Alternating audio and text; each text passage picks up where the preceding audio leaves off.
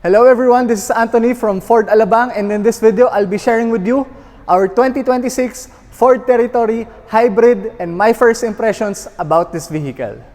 Okay guys, so my first impression of this Ford Territory Hybrid, it's a very good decision of Ford Philippines to finally integrate electric, especially the hybrid vehicle, in our territory segment, the crossover SUV.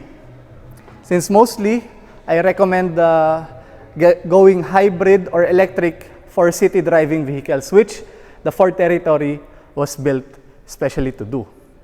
So yeah, my first impression in the side, of course that's sometimes how you see cars passing by, is for me it looks like a Hyundai car or Hyundai crossover, especially the Creta. And even if you look at the design of the mags, it's a little bit futuristic, and given the point-to-point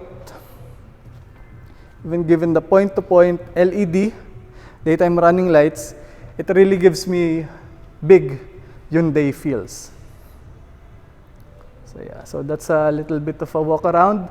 By the way, this is Oasis Green, which is only available for the top of the line variant. We have two variants. This is the Territory Titanium X Hybrid, and we also have the Territory Trend Hybrid.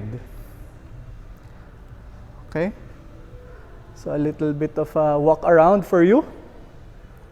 So for the hybrid, we have some stickers. Okay, but some stickers might not be available anymore for the next batches. Mostly this is for introduction to the market that Ford already has hybrid vehicles. Okay, and then here, instead of the EcoBoost badge, you will be having your hybrid badge. Okay, it's a little bit dark. So yeah, at least you have your Territory. So similar to the Territory Sport, it's a black letterings. And you have your Titanium X indicator. Okay. So very nice. Of course, the Territory is known for a good ride, for its safety features, for its 360 camera. Here you have part of your 360 camera, which is very useful, especially to most of my clients that are using most of their vehicles for city driving. So okay, the biggest advantage of this Territory, especially compared to other vehicles, is the fuel economy. Since in city driving, most of the time, it's only the motor engine that will be working, that will be required to work.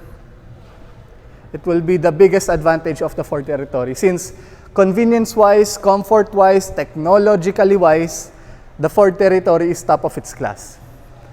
And what some of my clients just mentioned is, Anthony, sometimes the fuel economy, it's not that great. Okay, well, here's a hybrid. And at the same price point. So 1,599 for the top of the line Territory X, gasoline and hybrid. So they have exactly the same price. This one, however, you just don't have your front fog lamps, so it's not existent anymore. Anyway, the LED headlights are more than enough to cover any headlight requirement. Since the fog lamps, mostly those are halogen and LED, it's a little bit redundant already if you have the LED headlights. Okay, so here's a little bit of our sensors. And you have your moonroof, same as the top of the line